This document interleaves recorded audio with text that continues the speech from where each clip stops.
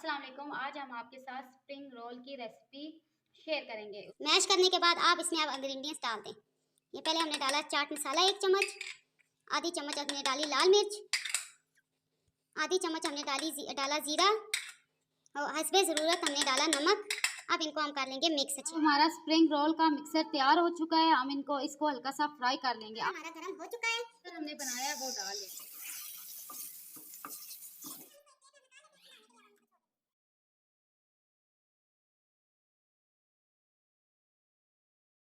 अब ये देखें जी, हमारा पेस्ट तैयार हो चुका है। अब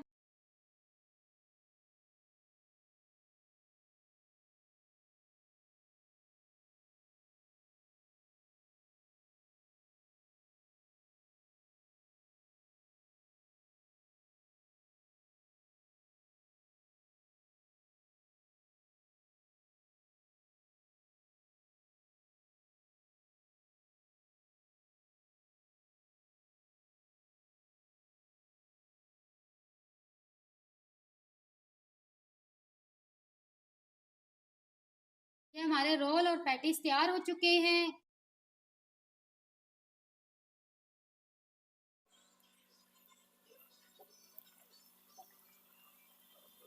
तो मीडियम फ्लेम में होने देंगे। ज़्यादा तेज अगर चूल्हा रखेंगे तो ये जल जाएंगे। अब ये हमारे रोल बनके तैयार हो चुके हैं। ये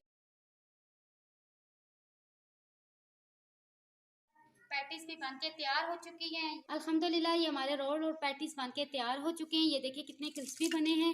आप भी घर में ज़रूर ट्राई करें।